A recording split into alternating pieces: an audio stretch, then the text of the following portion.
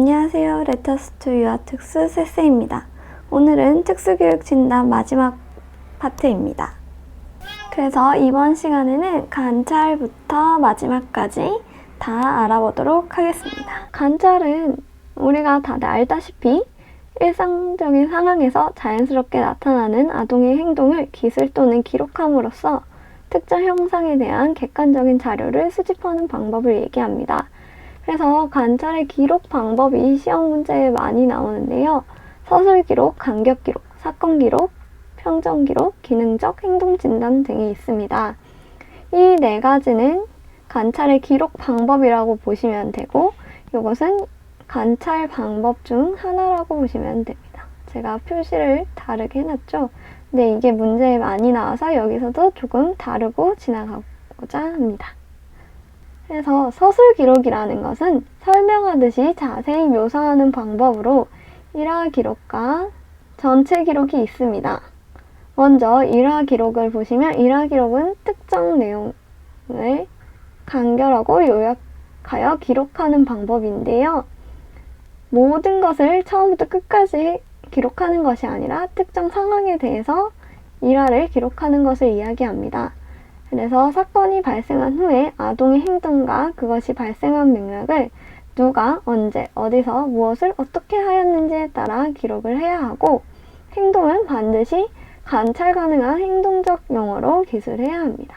그래서 이러한 일화 기록은 비교적 간단하고 손쉽게 정보를 얻을 수 있고, 교육 진단이나 진도 점검에 모두 활용할 수 있는데, 이때 발달상 중요한 기술과 각 기술을 나타내는 특정 행동을 변별하는 관찰자의 능력이 필요하다는 특징이 있습니다.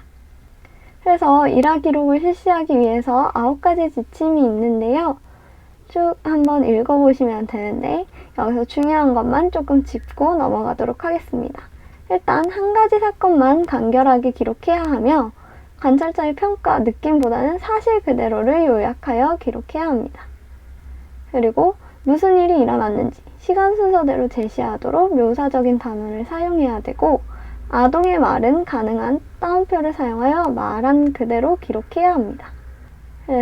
그리고 반드시 행동이 발생한 맥락을 함께 기록해서 왜 이러한 행동들이 일어났는지, 이 행동을 강화하는 것은 무엇인지, 그리고 이 행동을 일으킨 이유는 무엇인지 등을 알 수 있도록 기록해야 합니다.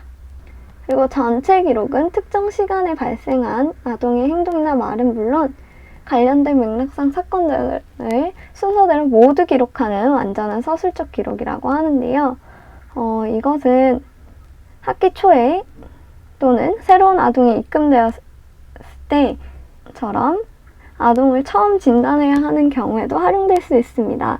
그래서 장점은 특정 행동의 선행 사건이나 후속 결과가 될 수 있는 환경적 상황을 깊이 이해할 수 있다는 장점이 있으나, 시간이 많이 소요되고 교육활동을 운영하면서 관찰을 같이 해야 되는 유치원 환경에 적용하기 어렵다는 게 단점입니다. 그래서 요즘은 비디오 기록 같은 것들을 사용해서 전체 기록을 하는 경우도 있습니다. 다음 기록법은 간격 기록, 시간표지법입니다. 이것은 유치원 현장에서 잘 사용할 수 있기 때문에 문제도 많이 나오는데요. 일단 간격 기록의 큰 특징은 시작 시간과 끝 시간을 정해서 그 사이를 간격으로 나누는 겁니다. 내가 만약 10분 동안 관찰을 한다고 했을 때 2분 간격으로 간격을 나눴다고 생각합시다. 그리고 나서 이제 전체 간격 시간 표집의 경우에는 행동이 한 간격의 전 시간에 걸쳐 발생했을 때 기록합니다. 행동이 한 간격에서 부분적으로 발생한다면 그 간격에서 행동은 발생하지 않은 것으로 간주하는데요. 만약에 내가 아이의 탈석 행동을 관찰한다고 쳤을 때, 그러니까 의자에서 일어나서 다른 곳으로 가는 것을 관찰한다고 했을 때 전체 간격 시간 표집의 경우 시작 시간인 0분에서 2분까지 다 계속 의자에서 일어나서 모든 시간 동안 탈석을 보였다면 이때는 발생이라고 표시를 합니다. 그런데 내가 일어났다가 중간에 앉았을 경우에는 전체 간격 기록법에서는 발생하지 않았다고 봅니다. 그리고 아예 그 한 간격 자체가 아무것도 일어나지 않았을 경우에는 발생하지 않음.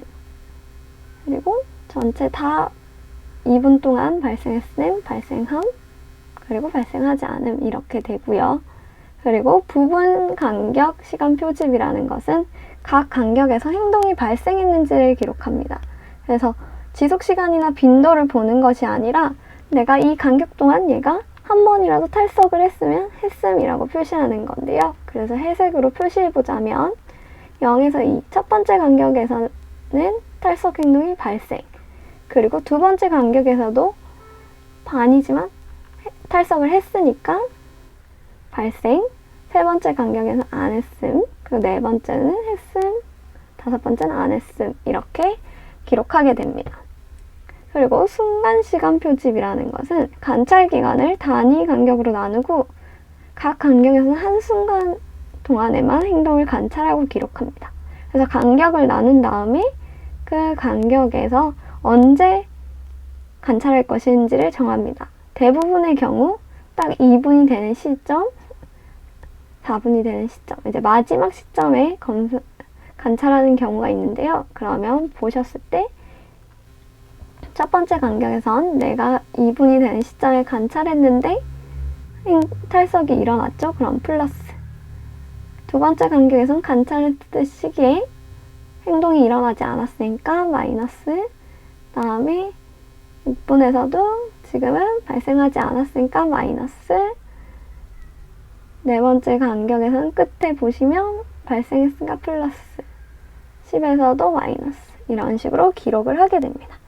그래서 간격의 특정한 지점에서만 관찰해도 된다는 장점을 가지고요. 이 마지막에 행동의 수준은 행동 발생이 기록된 간격의 수 나누기 관찰 기간의 전체 간격수인데 이거는 모든 시간 표지법에 적용이 됩니다. 그래서 전체 간격을 보시면 5개의 간격 중에 플러스가 2개니까 5분의 2. 행동 수준이 5분의 2이다. 40%이다. 부분 간격 시간 표집은 5번 중에 플러스가 3번이니 5분의 3. 60%의 행동 수준을 보인다. 순간 표집법은 5간격 중에 2번이니 5분의 2. 40%의 행동 수준을 보인다. 라고 보실 수 있습니다. 그리고 사건 기록, 연속 기록이라는 것이 있는데요. 이것은 빈도, 강도, 지속시간, 지연시간을 얘기합니다. 정해진 관찰 시간 중에 표적 행동이 몇 번이나 출현했는지 그 발생 횟수 또는 빈도를 직접 관찰 기록하는 것을 빈도 사건 기록이라고 하고요. 시간과 끝이 분명하고 비교적 짧은 시간에 발생했다가 사라지는 독립적인 행동을 측정할 때 주로 사용합니다.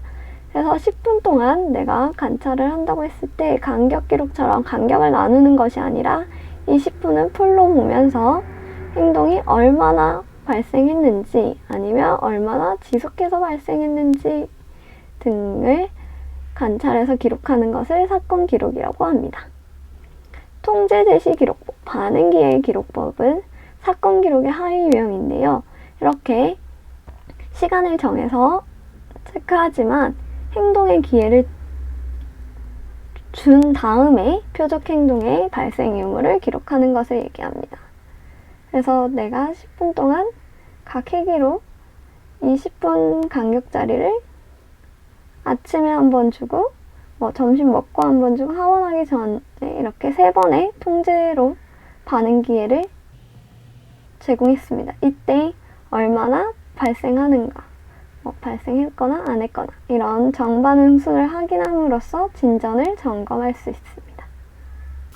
이 다음에 나오는 3가지는 평정 기록에 대한 것들인데요. 범주 표지법이란 행동을 여러 개의 범주로 구분해서 자료를 수집하는 겁니다.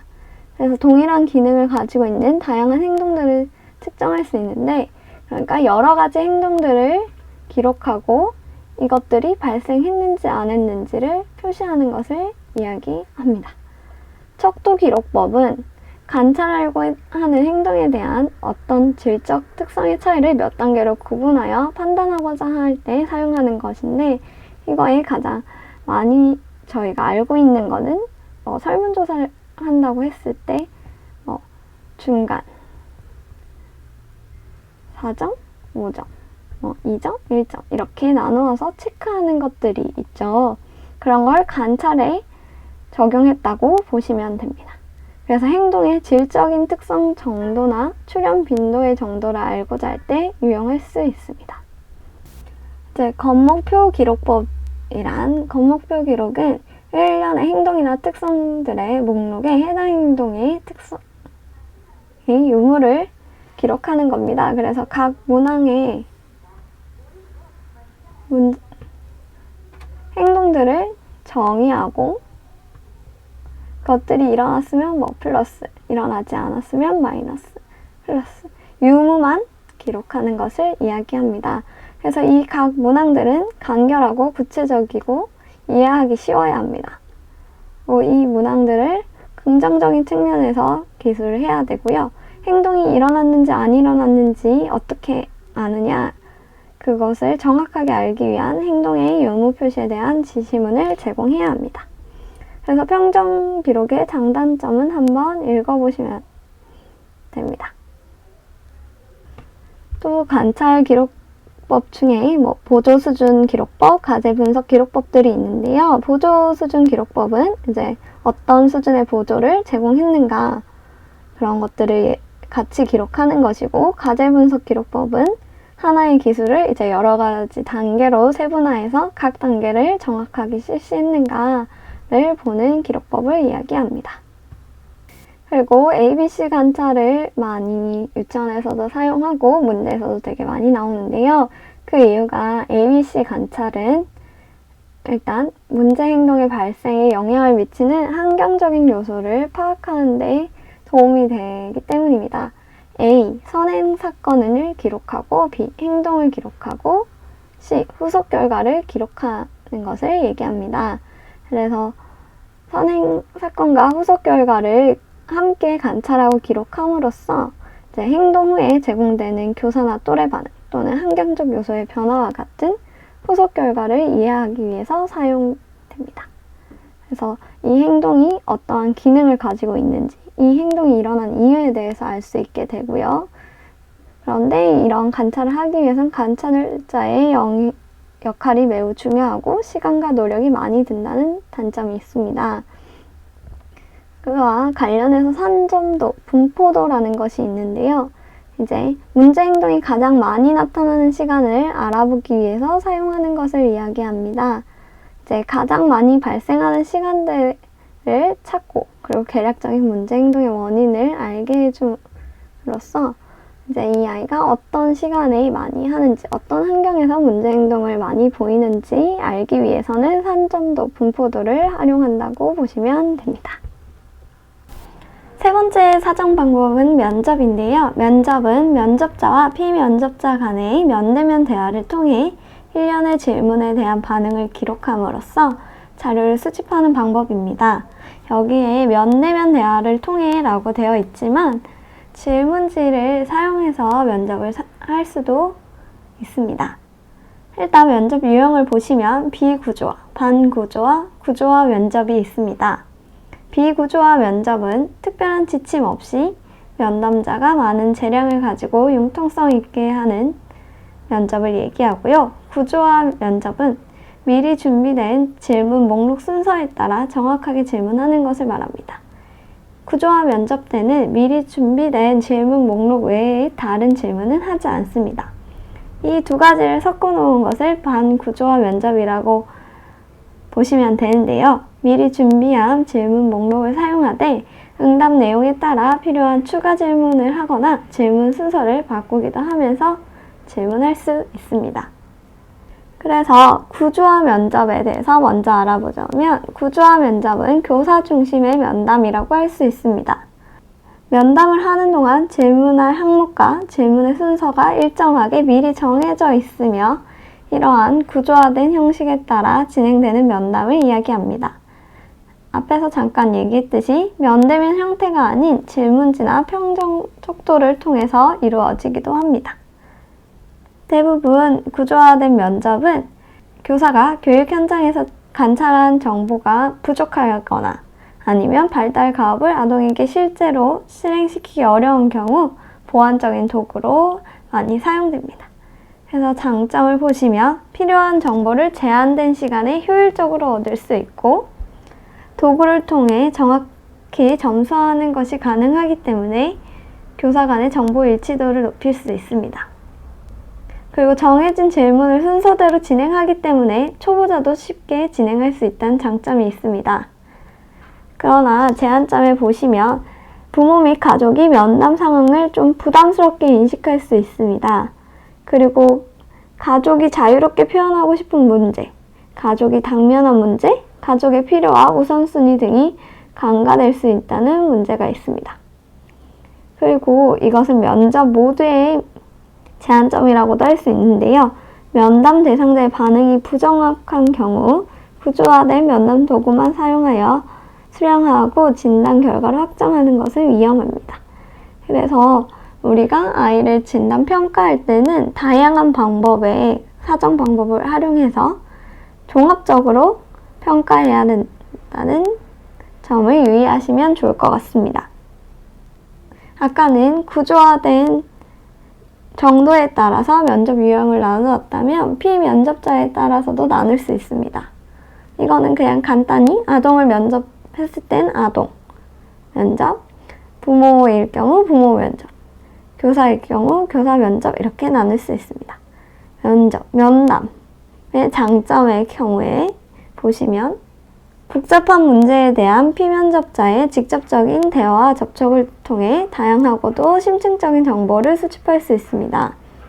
그리고 대화의 형식을 이용함으로 아동과 상호작용이 가능하며 민감한 문제에 대한 정보를 수집하고자 할 때 적합합니다. 단점은 면접 과정에 대한 시간과 노력이 많이 필요하고 그리고 면접자의 선입견 같은 것이 반영될 수 있어서 반응이 왜곡될 가능성이 있습니다. 그래서 신뢰도와 객관성이 낮고 통계적인 분석에도 제약을 받습니다. 네 번째 방법으로는 교육과정 중심 사정, CBA가 있습니다. 저는 유치원에서 아이를 평가할 때 검사 도구를 사용할 때 CBA를 사용하는 경우가 많은데요. CBA는 준거 참조 검사의 한 유형으로 아동의 성취를 점검하기 위해서 교육과정상의 목표를 준거로 한다는 특징이 있습니다. 이 CBA 특징은 영역별로 구성되어 있고 그리고 계열화된 기술들로 구성되어 있고 융통성이 있다는 특징이 있습니다. 그래서 교육과정 중심 사정의 목적은 초기 진단을 수행하기 위한 주요 절차이며 장단기 교수 목표를 판별하고 개별화 교육 계획을 작성하는 데 활용할 수 있음. 그리고 교육과정의 내용이나 교수를 실행하는 데 유용한 도구로 활용됨. 진도를 점검하고 연계적이고 지속적인 점검 과정에 활용할 수 있음. 아동평가의 한 과정으로 활용할 수 있음이라고 되어 있는데 이 지속적인 진도 점검 과정에 활용할 수 있는 건 준거 참조 검사이기 때문인 거죠. 준거 참조 검사 앞 시간에 했었는데 기억나시죠? 아이의 진보를 점검하는 검사였습니다. 그래서 준거참조 교육과정 중심 사정이라고도 이야기하는데요. 교육과정 중심 사정, CBA랑 똑같다고 보시면 됩니다. 그래서 교육과정 중심 사정을 실시하는 단계를 보시면 처음에 측정할 기술을 먼저 확인하고 그 기술의 목표를 설정합니다. 그리고 그거에 맞는 문항을 제작하고 각 문항의 수행 수준을 결정합니다. 그리고 검사를 실시하고 결과를 해석하여 아이가 어느 정도의 수준을 가지고 있는지 확인하는 평가입니다. 그래서 장점을 보시면 발전을 정확하게 지적 가능하고 학생의 진보도 알 수 있지만 교수 목표, 교수 전략 또한 점검이 가능합니다. 그리고 이것은 문제가 학생에게 있다고 가정하지 않고 교수 목표나 교수 전략을 수정하여 진보를 보일 수 있다고 생각하는 장점이 있습니다. 그래서 교육적인 의사결정을 하는데 사용할 수 있는 정보를 많이 제공합니다. 그러나 단점은 일단 학생이 어떻게 배워야 되는지에 대한 정보는 제공하지 않고 근거가 되는 교육과정으로서만 타당합니다. 이와 관련해서 교육과정 중심 측정 CBM이라는 것이 있는데요. 이것은 교수 프로그램을 변경하거나 수정, 그리고 아동의 진전을 평가할 때 사용합니다. 이것이 이루어지는 단계를 보시면 처음에 측정한 기술을 확인하고 검사지를 제작합니다. 그래서 검사를 실시할 횟수를 정하고 기초선 점수를 정합니다. 그리고 목적을 결정하고 표적선을 결정하고 자료 수집 및 해석을 하는데요. 옆에 있는 표를 보시면서 설명해 드리도록 하겠습니다. 측정할 기술은 반복 읽기 전략입니다. 그래서 매주 1회 1분간 CBM 구두 읽기 검사를 실시하기로 했습니다. 읽기 검사라는 검사지를 제작을 했다고 하고 검사 실시 횟수도 매주 1회 1분간이라고 정했습니다. 그래서 그런 다음에 소영이에게 검사를 실시하여 처음에 기초선을 정합니다. 기초선을 정한 후 또래의 성장 속도를 고려하여 소영이의 목표 사용을 설정합니다. 또래가 성장을 보이는 것을 고려해가지고 소영이도 이 정도 이렇게 점점 증가할 것이다 하고 목표선을 세웁니다. 소영이 점수가 3주 연속으로 목표선 점수보다 낮을 경우 전략을 교체한다. 그러니까 여기서 검사를 3주 동안 연속을 3번 했어요. 그런데 이 목표선에 도달하지 못하고 만약에 여기였다라고 했을 때 소영이에게 문제가 있다고 생각하기보다는 가르치는 전략이 문제가 있다고 생각을 해서 전략을 먼저 수정해보는 그런 과정을 갖는 거죠. 그래서 이렇게 교육과정 중심 사정이나 교육과정 중심 측정의 큰 특징은 아이가 목표를 도달하지 못했을 때 전략 수정을 먼저 한다는 것입니다. 그래서 여기서 표적선이라는 거는 아이가 점수를 매주 받은 것을 측정해서 이 선을 그어서 이거를 표적선이라고 합니다. 그래서 교육과정 중심 측정 CBM의 장점은 아동의 진보에 근거하여 교수 결정이 이루어지도록 강조하고 어떤 교육과정의 패러다임이라도 수용할 수 있을. 그러니까 어떤 교육과정을 가지고 있더라도 내가 검사지를 만들고 목표선을 설정하면 되니까 수용할 수 있고요. 그리고 학생들을 지속적으로 사정하는 방법을 교사에게 훈련시킬 때 유용합니다. 그러나 일단 교육과정을 수정할 수 있는 방법을 정확하게 규정하는 기법이 없고 그리고 학생들의 학습 방법보다는 특정 기술에 초점이 맞춰져 있을 그러니까 목표가 결국은 특정 기술 획득이기 때문에 이것을 보고 교사가 그러니까 교수 전략 수정을 재량껏 해야 한다는 단점이 있다는 거죠. 그래서 교육과정 중심 사정 CBA랑 교육과정 중심 측정 CBM은 비슷하지만 조금 다른 점도 있다. 이 정도로 알고 넘어가시면 되겠습니다. 그래서 수행사정 수행평가 5번째인데요. 수행평가는 우리 많이 생 때 했었죠. 그래서 이제 수행평가를 실시하려면 학생들은 어떠한 과제를 수행하는 데 필요한 능력을 숙달했다는 것을 몇 가지 방법으로 보여주어야 합니다. 행위를 수행하거나 결과를 산출하는 아동의 기술을 관찰하여 판단하는 건데요. 이제 장점과 단점은 한번 쭉 읽어보시면 맞아 이랬지 하고 넘어가실 수 있을 것 같습니다. 6번째 포트폴리오 사정입니다. 포트폴리오 사정은 수행평가 안에 들어가기도 하는데요. 포트폴리오 사정이 많이 나와서 따로 빼서 한번 보도록 하겠습니다. 일단 포트폴리오 사정은 아동과 교사가 선택한 아동의 작업이나 작품의 수집에 의존하는 방법입니다. 그래서 실제로 상황에서 유아의 강점과 약점의 전반적인 형태를 알게 해주는 진단 방법이고요. 아동의 실제 작품이나 또는 일상 환경에서의 행동을 시청각적으로 기록하여 진보를 평가하는 방법입니다. 그래서 포트폴리오라고 했을 때 우리가 아이들 작품만 모은다고 생각하는데 그것뿐만 아니라 아동이 행동하고 있는 것을 사진을 찍거나 촬영을 해서 그런 것들을 수집하는 것도 포트폴리오 사정에 들어갑니다. 그래서 이거의 목적은 시간의 지남에 따라 노력, 진도, 성취를 알 수 있게 해주고요.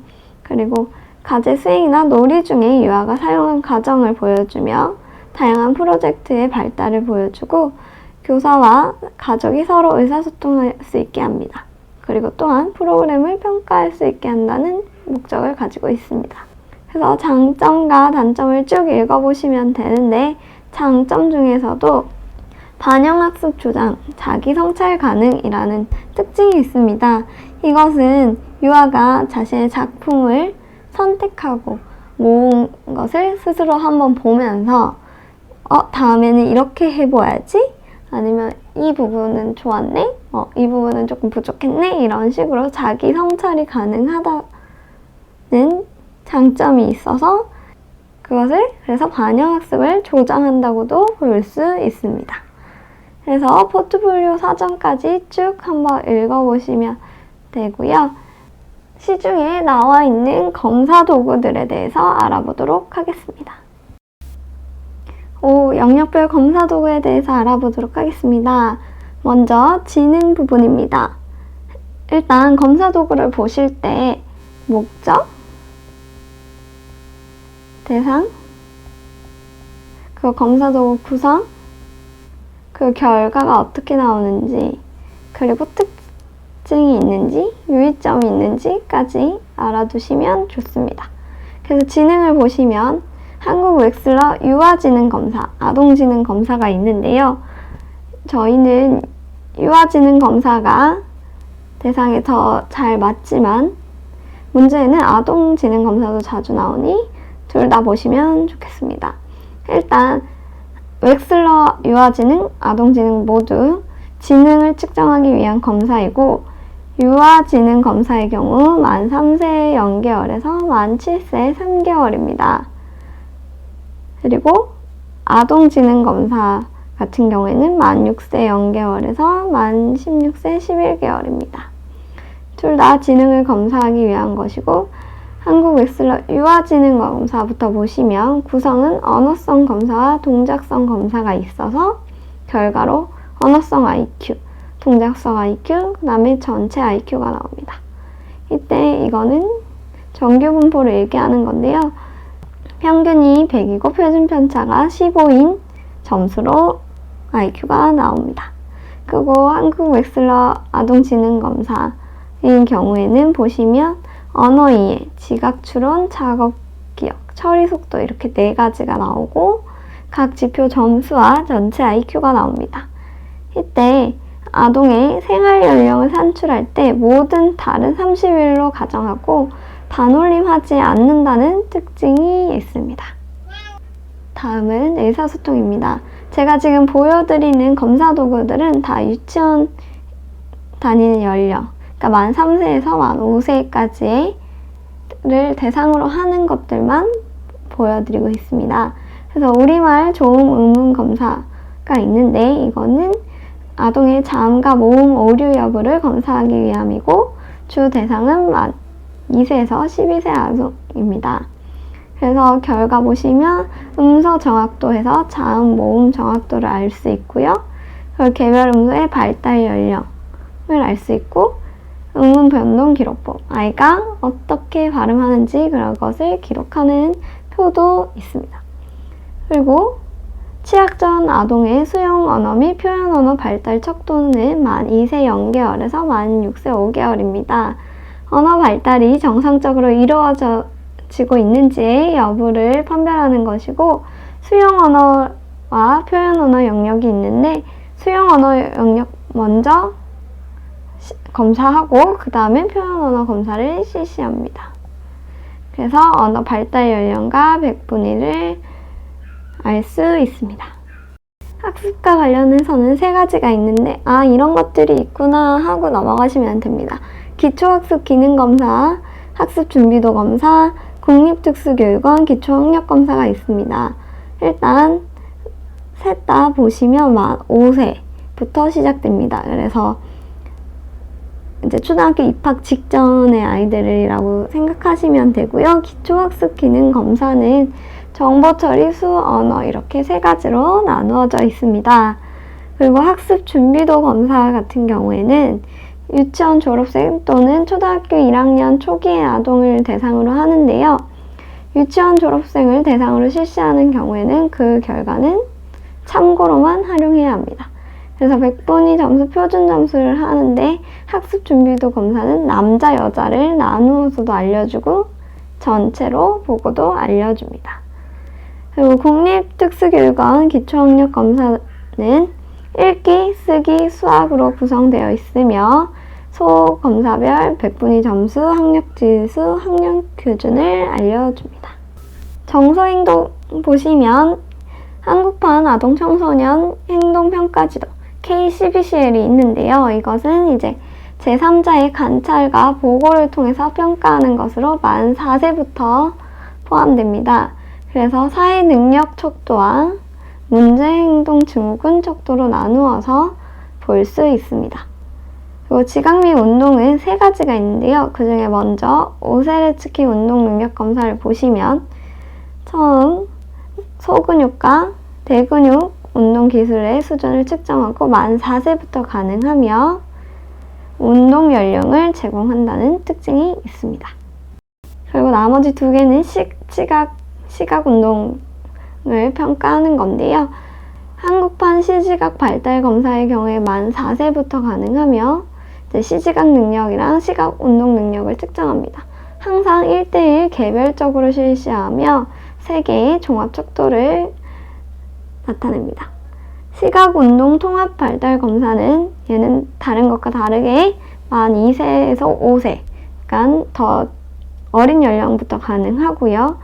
이제 초기 선별을 통해서 학습 및 행동 문제 예방을 목적으로 하는 시지각 소근육 운동 협응 능력 평가 도구입니다.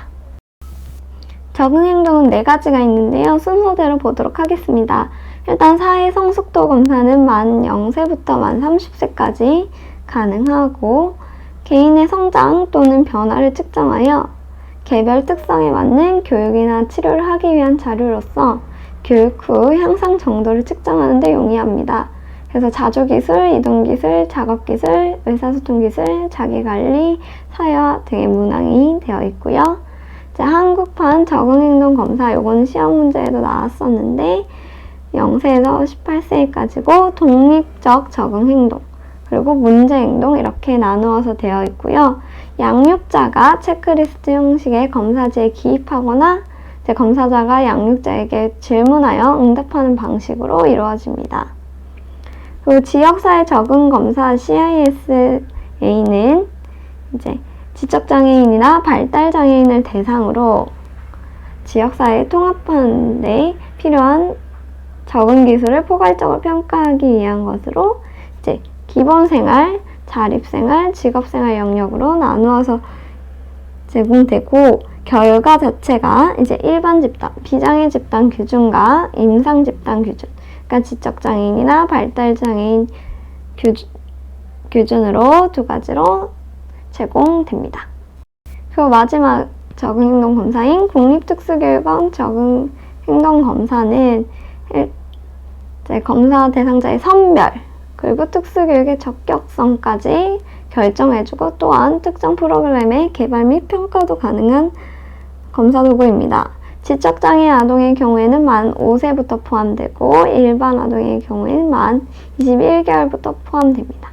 그래서 나중에도 배울 거지만 적응행동의 구성 요소인 개념적 적응행동, 사회적 적응행동, 실질적 적응행동이 문항 구성이 되어 있고요. 각 영역별 지수 그리고 전체 적응행동 지수가 포함되어 있습니다.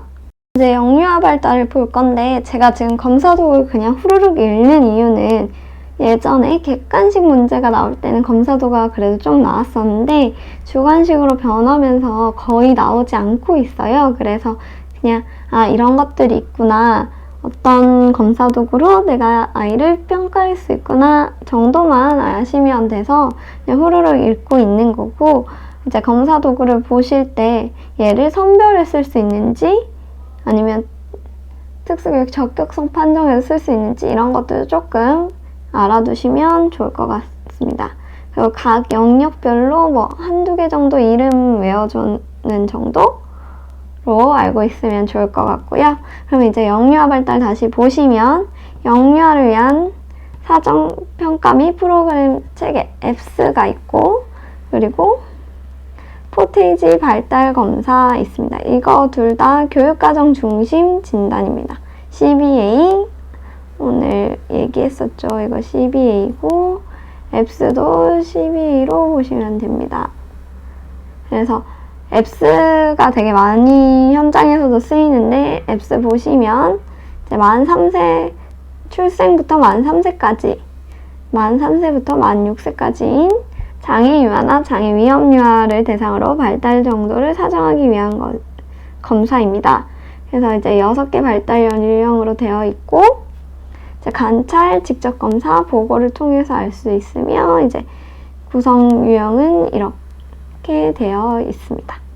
포테이지 발달 검사도 0세에서 6세 아동을 대상으로 하고 있고요. 이제 교육과정 중심 진단인 거 알고 계시면 되고, 이제 지침, 어떻게 검사하는 지침 카드가 있고, 관찰표, 유아 자극, 신변 처리, 운동성, 사회성, 인지, 언어 이렇게 6가지로 되어 있습니다. 그런데 이제 포테이지 발달 검사는 발달 순서에 따라 기술 목록이 제시된 것은 아닙니다. 그 다음에 이제 영유아 교육 진단 검사 DEF 보시면 출생부터 36개월까지고 선별 검사를 위한 검사 도구입니다. 그래서 6가지 발달 영역을 있고, 직접 관찰을 통해서 수행 여부를 판단하거나 아니면 질문을 통해 판단하기도 합니다. 그래서 이제 총점 및 발달 영역별 분위 점수, 표준 점수가 있습니다. 그 유아 행동 평가 척도 CBCA 1.5에서 5, 18개월에서 만 5세까지의 아동들을 대상으로 문제 행동 평가하는 거여서 행동 평가 척도, 언어 발달 척도가 있고 주 양육자가 실시하는 검사 도구입니다.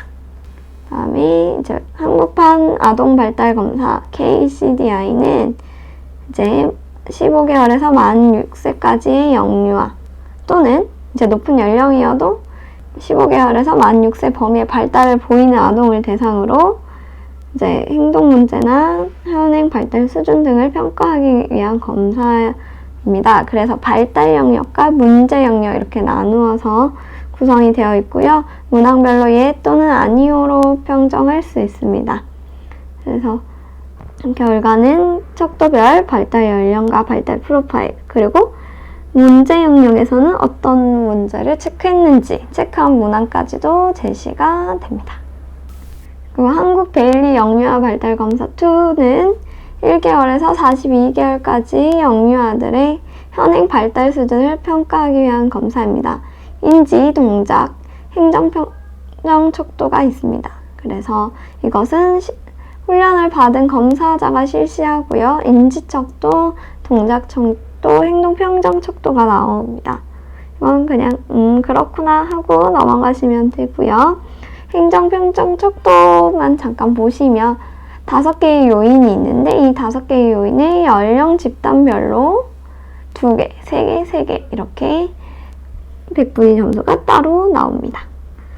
한국판 다이얼 3를 보시면 발달 지체 및 장애 가능성이 있는 유아를 선별하는 검사입니다. 그래서 만 3세에서 6세 7개월까지고요. 5개의 발달 영역을 평가합니다.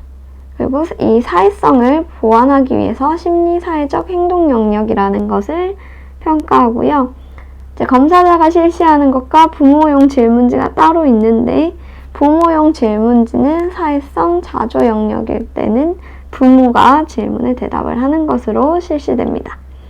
그래서 부모가 실시하는 거에서는 100분 미만 점수가 나오는 것도 알아두시면 될 것 같습니다. 그리고 한국형 덴버2도 선별 도구이고요. 출생부터 만 5세 12개월까지를 얘기합니다. 그래서 4개의 발달 연령을 보는데 개인 사회성, 미세 운동, 적응 발달, 언어 발달, 운동 발달이 있습니다. 그래서 보시면 피검자의 연령과 검사 능력에 따라서 검사 문항의 수를 다르게 실시하고 이제 검사에 주어진 시간, 목적에 따라서 검사 문항이 달라지는 건데 이거의 발달 지연을 알 건지 아니면 상대적인 발달적 강점을 알기 위한 것인지에 따라서 문항 수가 달라지고 이제 평정이 진행되고 나면 이제 실시한 각 문항에 대해서 정상 발달, 의심스러운 발달, 검사 불능으로 판단할 수 있도록 지침과 프로파일을 제공합니다. 영유아 발달 검사 되게 많죠. 영유아 시기에 조기 교육이 중요한 만큼 검사들도 많은데요. 이제 2가지 더 보고 자폐로 넘어가도록 하겠습니다. 한국판 영유아 발달 선별 검사. 이건 선별 검사겠죠? 이름에서도 알 수 있다시피 선별 검사이고요. 일단 부모 질문지가 있고 영유아 발달표가 있습니다. 그래서 부모 질문지는 주 양육자가 작성하는 거고 영유아 발달표는 이제 해당 문항에 체크하는 것입니다. 그래서 이제 정상 발달, 경계성 발달, 지연 발달 여부를 판단할 수 있는 정보를 제공하는 겁니다. 그리고 한국판 ASQ는 역시 선별 검사 도구입니다. 만 4개월에서 60개월 대상으로 하고요. 원령별로 19개의 질문지로 구성되어 있고 5개의 발달 영역이 있습니다. 그래서 전문가 진단에 의뢰해야 하는지를 알려주는 영역별 절선 점수를 제공합니다. 이제 자폐성 장애인데요. 2개 그냥 알아두시고 가면 됩니다. 아동기 자폐증 평정 척소 카스 들어보셨나요? 카스 많이 사용하는데 자폐성 장애 아동 진단하고 경증인지 중간인지 중증인지 분류하는 것까지 할 수 있습니다. 만 2세 이상의 모든 연령군에 대해서 얘기를 하는 거고요. 이제 관찰, 사례적 검토, 부모와의 면담 등을 통해서 진단적 범주를 제공하는데 이게 옛날 검사 도구여서 자폐증이라고 하는데 자폐성 장애 아님, 경증, 중간 정도임, 중증임 이렇게 나누어서 결과를 나타냅니다. 그리고 한국 자폐증 진단검사 KADS는 만 3세에서 만 21세이고요. 자폐성 장애를 정의할 때 나오는 상동, 행동, 의사소통, 사회적 상호작용을 검사해서 자폐 지수를 알려주는 검사입니다. 이렇게 해서 특수교육 진단 마무리를 하고요. 되게 길었어요. 그래서 다음 시간에는 행동지원을 할 건데 행동지원도 내용이 많습니다. 그렇지만 행동지원까지 하고 나면 이제 장애 영역별로 들어갔을 때는 조금 편하게 할 수 있어서 조금 힘내서 다 같이 해보도록 합시다. 이상으로 쎄쎄였습니다. 감사합니다.